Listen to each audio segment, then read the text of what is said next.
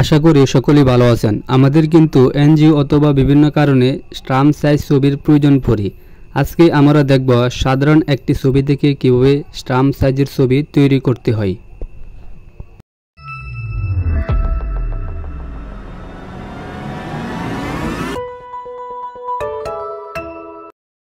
Computer স্ক্রিনে এসে ফটোশপে যে কোনো একটি ছবি ওপেন করে নেব। ছবিটাকে ক্রপ করার জন্য টুলবার থেকে ক্রপ টুল সিলেক্ট করে আমরা ওয়াইড ইউজ করব 20 mm এবং হাইট ইউজ করব 25 mm। হাইট এবং ওয়াইড সিলেক্ট করার পর আমরা ছবিটাকে ক্রপ করব। আমাদের ছবির যে অংশটুকু প্রয়োজন সেই অংশটুকু সিলেক্ট করে কিবোর্ড থেকে কন্ট্রোল এন্টার প্রেস করব। কন্ট্রোল এন্টার প্রেস করার সাথে সাথে আমাদের ছবিটা কিন্তু স্ট্যাম্প সাইজে ক্রপ হয়ে যাবে। এখন আমাদের ছবির পিছনের ব্যাকগ্রাউন্ডটা চেঞ্জ করতে হবে। এজন্য টুলবার থেকে পেন টুল নিয়ে আমরা ছবিটাকে সিলেকশন করব।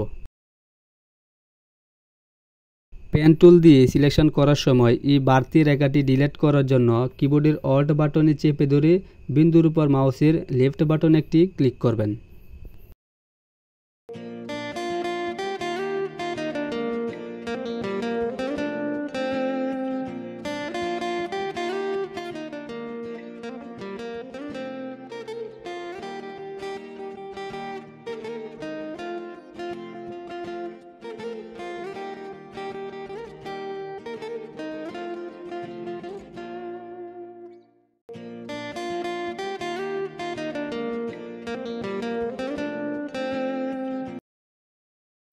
সিলেকশন করা হয়ে গেলে পেন টুলটাকে আমরা ছবির পিছনের দিক থেকে ঘুরিয়ে এনে কিবোর্ড থেকে কন্ট্রোল এন্টার প্রেস করব।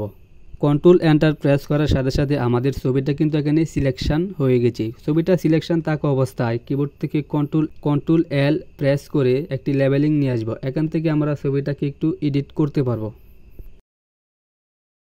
এখন আমাদের যেহেতু ব্যাকগ্রাউন্ডটা চেঞ্জ করতে হবে, এজন্য কিবোর্ড থেকে কন্ট্রোল শিফট আই প্রেস করে ব্যাকগ্রাউন্ডটা সিলেক্ট করব।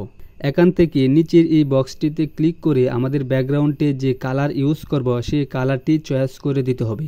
কালার চয়েস করার পর আমরা কিবোর্ড থেকে কন্ট্রোল অল্টার ডি প্রেস করে এখানে ফেদার রেডিয়াস নিয়ে আসব। এখন কিবোর্ড থেকে কন্ট্রোল এন্টার অথবা ব্যাক পেজে ক্লিক করার সাথে সাথে আমাদের ব্যাকগ্রাউন্ডটা কিন্তু চেঞ্জ হয়ে যাবে। কন্ট্রোল ডি প্রেস করে আমরা এখান থেকে সিলেকশনটা উঠিয়ে দিব। আমাদের কিন্তু এখন স্ট্যাম্প সাইজের ছবি তৈরি করা হয়ে গেছে। এখন আমি ছবিটাকে যদি প্রিন্ট করতে চাই তাহলে ফাইলে ক্লিক করে নতুন একটি পেজ ক্রিয়েট করে নিতে হবে। নতুন পেজ ক্রিয়েট করার পর টুলবার থেকে মুভ টুল সিলেক্ট করে ছবিটার উপর ক্লিক করে টান দিয়ে নতুন পেজে এনে ছেড়ে দিলে কিন্তু ছবিটি মুভ হয়ে নতুন পেজে চলে আসবে। এখন আমি যদি ছবিটাকে সেভ করতে চাই তাহলে সরাসরি চলে যাব ফাইল থেকে সেভ আস। আমরা যে ফরম্যাটে ছবিটাকে সেভ করব সেই ফরম্যাটটি সিলেক্ট করে সেভে ক্লিক করলে কিন্তু ছবিটা গ্যালারিতে সেভ হয়ে যাবে। আশা করি আপনারা যে কোনো ছবি থেকে স্ট্যাম্প সাইজের ছবি তৈরি করতে পারবেন।